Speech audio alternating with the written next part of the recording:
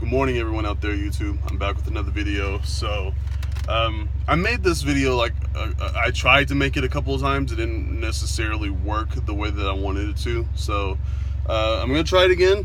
We'll see what happens. Yeah. So today I wanted to talk about cultural appropriation. I've seen that term thrown out a lot just within the last, especially last year, but just it's been garnering a lot more mainstream attention within the last 2 years or so. But I really saw it a lot within this past year.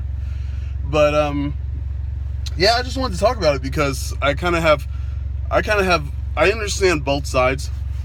But let me try to get into it and explain really what it is, I guess. So cultural appropriation is if I can actually try to sum it up, it's like taking what's considered the bad part, the bad parts of a culture, I guess, or aspects of a culture that are big to one group, but then are kind of mainstreamed throughout a different group, and thus with the effect of minimizing its importance to the group that it came from, right? I don't know if I explained that correctly, but I did my best, right? So yeah, basically that's cultural appropriation in a nutshell. I have a few thoughts about it, and I'm going to try to sum it up really quick. I tried and it didn't work. I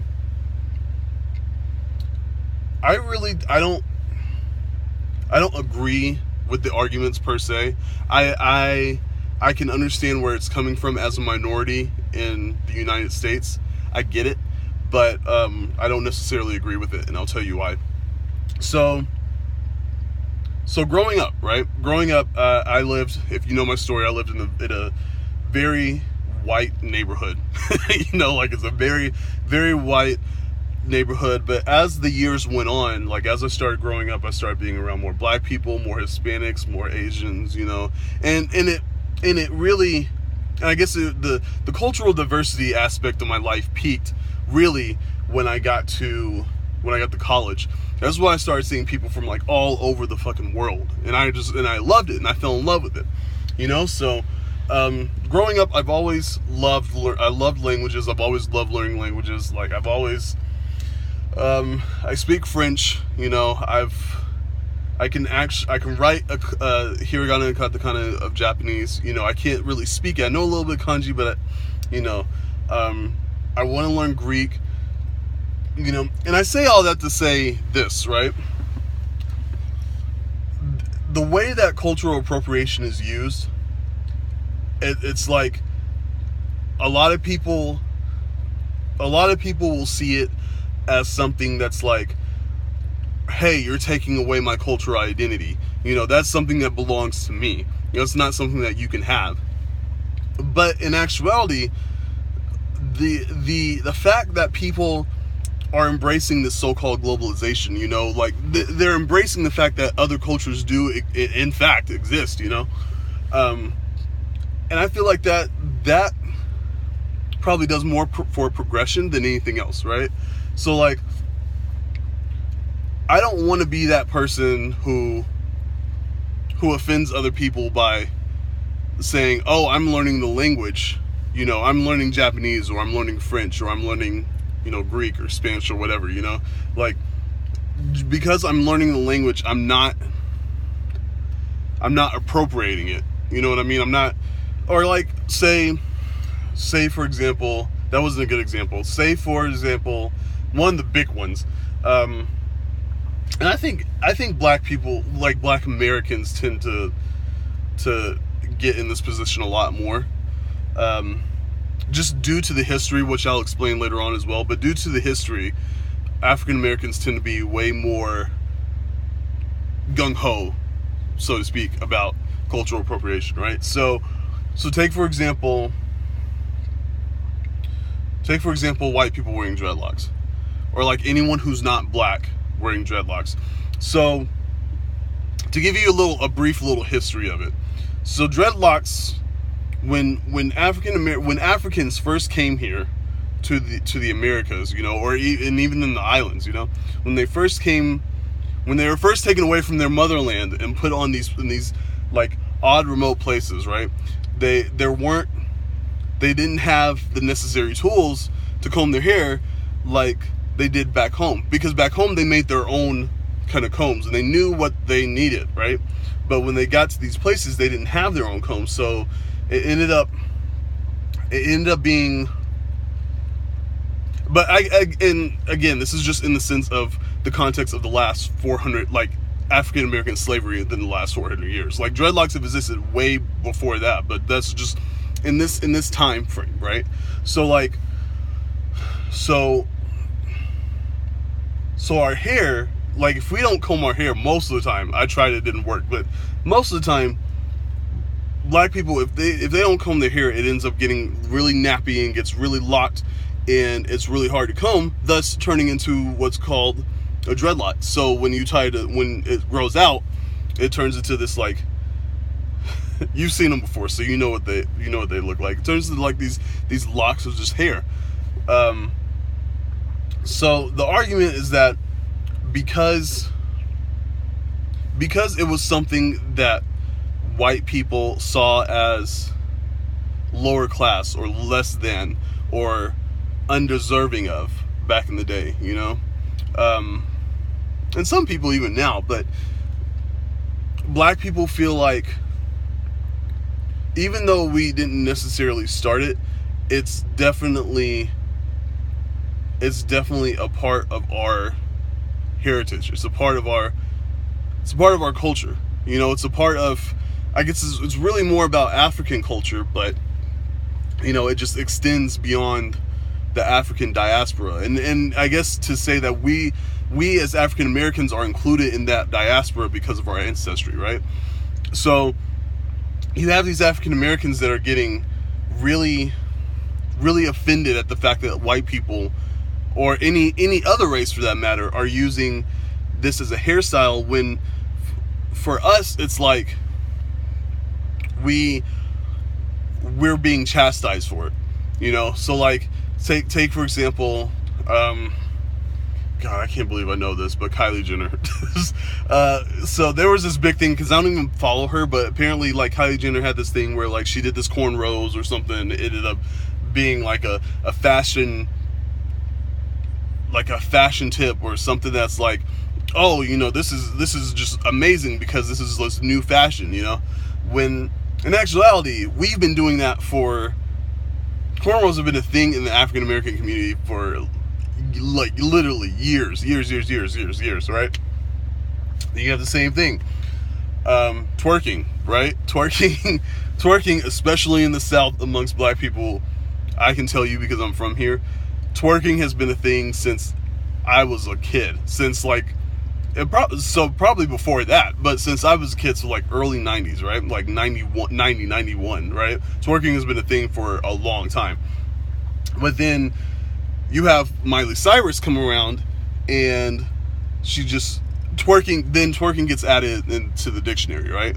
I mean, it's a small thing. It's not really something that's like, oh my God, you know, it's not really a huge achievement that I would pat myself on the back for, but you know, it's still something, right? And so that's why I feel like, honestly, that's why a lot of black people seem to get up in arms in it, because just based on our history and based on the past and what's happened, black culture has seemingly kind of, for the most part, kind of been erased. You know what I mean? Like, of course, slavery is something that's dedicated to Black History Month, and everyone always talks about slavery, but they don't talk about the other things that were taken away. Like, they don't talk about how we were stripped of our language, you know, coming from the tribes that we came from in Africa. They don't talk about how we were stripped of our culture. They don't talk about how we were, they don't talk about the history prior to Africa. They talk about America on. Sorry, I had a brain fart. Sorry, what am I talking about? So I get it, and I understand where that fault lies, because I feel like Black Americans feel as though their history or their culture is being taken away by the majority, which being white people, the majority, and thus leading into the eradication, so to speak, or I guess the kind of merging of cultures, when in fact it derives from us, right? So, and like I said, I get it. I completely understand it, and I get it. But the thing is, it's like it's hard to accuse someone of appropriating a culture if they're interested in that culture. That's not to say that you can take something and, it's not like taking something and making it mainstream or disregarding its cultural heritage, right? That's a completely different thing, like I wouldn't personally wear a head wrap, because I'm not within that frame. I wouldn't wear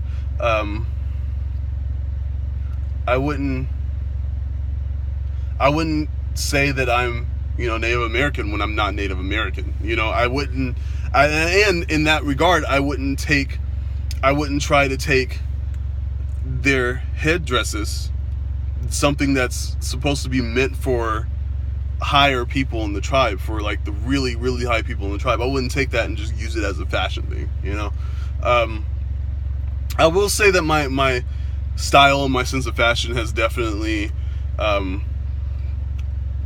come off of not necessarily not wanting to offend other cultures, because I think at this point no one really cares, right? But for me personally, I don't want people to think that I'm like taking something that's not really mine. So like I said, for me, it's really hard. To me it's really, really hard to try to say, oh, you're appropriating this culture, or you're appropriating this group of people, or this group of people, And it's like, just because I want to be involved in the culture, just because I want to learn the language, just because I want to, understand them better, doesn't mean I want to appropriate their culture. I'm not trying to take what I've learned and turn it into something that no one else, or that will degrade or minimize their culture at all. If anything, it'd be me wanting to learn more, so that way I can become more culturally aware and more aware of outside of my box and outside of this bubble that you call America. Like there's more than just us in the world. And I feel like people throw around cultural appropriation all the time, but they tend to miss the bigger picture, that it's not hurting anyone. To me, I don't know, maybe I'm in a different place in my life, that just because I want to learn something doesn't mean I'm going to erase or minimize what they're doing. You know what I mean? I don't know. I'm not calling cultural appropriation bullshit, because I get it. As a black person in America, I understand the eradication of culture completely. But at the same time, you can't hold it against everyone. You know what I mean? You can't make everyone the bad guy. You know what I mean? Because that just puts us in a bigger rift, and I'm all for like inclusiveness, in a sense, if that makes sense. I don't know if I really did a good job with it, because cultural appropriation is a weird thing. I understand it and I get it. I just don't completely agree with it. But if you want to, just leave your comments below. Let me know what you think. Change my mind. You know, change my mind. I mean, it's possible. Like, I'm